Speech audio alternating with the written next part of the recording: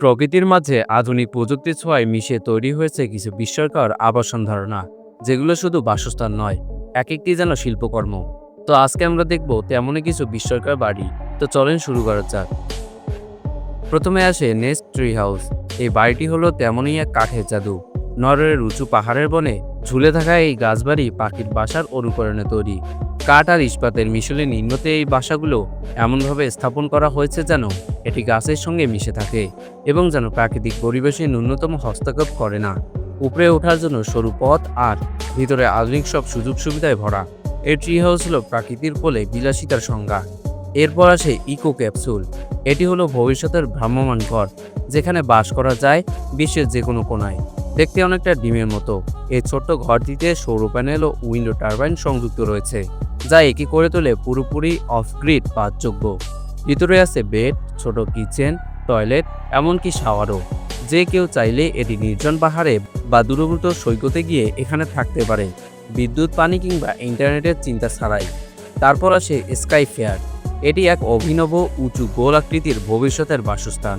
এটি মূলত একটি একক স্টিলের স্তম্ভের উপর বসানো গোলঘর, যা দেখতে অনেকটা ইউএফও বা সায়েন্স ফিকশন ছবির ডোমের মতো। এটি পুরোপুরি সৌরচালিত এবং ভিতরে আধুনিক স্মার্ট টেকনোলজির সাথে ডিজাইন করা। এর জানালাগুলো 360 ডিগ্রি ভিউ দেয়, যা থেকে আপনি দিনের আলো বা রাতের তারাভরা আকাশ দেখতে পাবেন এক অনন্য অভিজ্ঞতায়। তারপর আসে মিরর হাউস। এটা হলো এমন এক ডিজাইনের বাড়ি যেখানে বাড়িটির চারপাশের প্রকৃতিকে প্রতিফলিত করে, মিশে যায় পরিবেশের মধ্যে। এর বাইরের দেওয়ালের ব্যবহার করা হয়েছে রিফ্লেকটিভ গ্লাস, ফলে দূর থেকে দেখলে বাড়ি প্রায় অদৃশ্য মনে হয়। এটি মূলত ডিজাইন করা হয়েছে যেন প্রাকৃতিক পরিবেশকে বিরক্ত না করে বাড়িটি নিজের অস্তিত্ব প্রকাশ করে। তারপরে আসি বোট হাউসের কথায়, যেটি স্থলভাগে নয় বরং পানির উপরে তৈরি। এটি চলমান বাড়ির ধারণা দেয় এবং আপনি চাইলে লেক বা নদীতে ভেসে থাকতে পারেন এই ঘরসহ। আধুনিক নির্মাণশৈলীতে তৈরি এই ঘরগুলোতে রয়েছে হাইড্রো সিস্টেম, সৌর প্যানেল এবং সব ধরনের আধুনিক সুবিধা। যারা পানির পাশে নয় বরং পানির উপরে বাস করতে চান, তাদের জন্য এটি এক রোমাঞ্চকর বাস্তবতা। টিনি টিনি হোম।